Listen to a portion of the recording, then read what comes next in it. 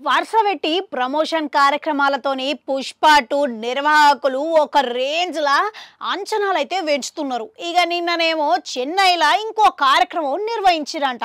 మళ్ళీ దీంట్లోనే ఐటమ్ పాట కిస్కి ఇట్లా విడుదల చేసిరంట.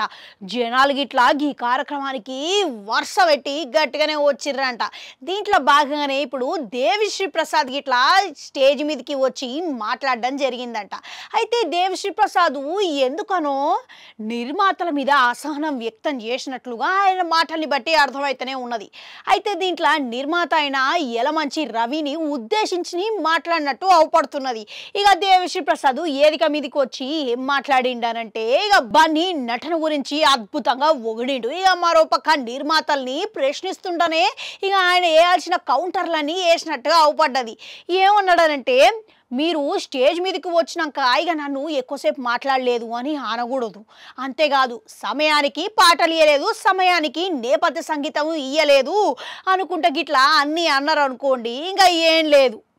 ఇక మీకు నా మీద ప్రేమ ఉన్నది అని నాకు తెలుసు, కానీ మీకు నా మీద ప్రేమ కంటే కంప్లైంట్లే ఎక్కువ ఉన్నట్టు అలవడుతున్నాయి అని అన్నాడంట. ఇక మరోపక్క ఇక నాకు అసలుకే సిగ్గాయే, ఇక నేను ఏదిక మీదకి వస్తే ఎక్కువ సిగ్గుపడతా ఉంటా. ఇక ఆడనేమో కెమెరాలకి పోజులు ఇవ్వరి అని అంటున్నారు. ఇక నేను రానికి ప్రయత్నించిన కానీ వాళ్ళు నన్ను వదులుతలేరు. ఇక నన్ను ఏం చేయమంటారు చెప్పురి. మీరేమో నన్ను అసలు టైం అయిపోయిన తర్వాత వచ్చిర్రు, లేటు టైమింగ్ అని అంటుర్రు, ఇక నన్ను ఏం చేయమంటారు అని ఈ విధంగా ఎందుకనో దేవిశ్రీ ప్రసాద్ నిర్మాతని ఉద్దేశించి మాట్లాడినట్టుగా అవపడుతున్నది. ఇక నిజానికి నేపథ్య విషయాలనే ఈయన ఇట్లా గరంలో ఉన్నట్లు అర్థమవుతున్నది. ఇక నేపథ్య సంగీతం అనేది ఎవరు నిర్ణయం తీసుకున్నారు? సుకుమారు, అల్లు అర్జున్ నిర్ణయం కాబట్టి ఇతర సంగీత దర్శకుడిని పెట్టాలని ఇక నిర్మాతలు ఇట్లా అదే పాటించిర్రాయే.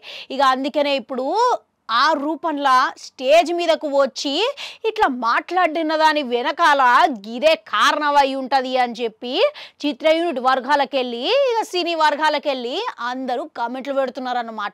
ఇక ఇంకో మాట ఇట్లా అన్నాడంట, ఇక మనకి ఏది సొంతం అవుతుందో అది అడిగి మరి తీసుకోవాలి, అది డబ్బులైనా లేకపోతే మన గౌరవైనా అని చెప్పి అన్నాడంట.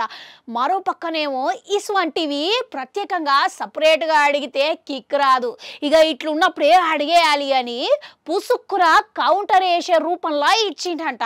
ఆ మొత్తానికి వీటన్నిటికీ ఎట్లా స్పందిస్తారంటారు నిర్వాహకులు? కామెంట్లలో కామెంట్ పెట్టుర్రి. అట్లనే ఆడో గంటుంటారు, అది కూడా నొక్కురి, మళ్ళొస్తా.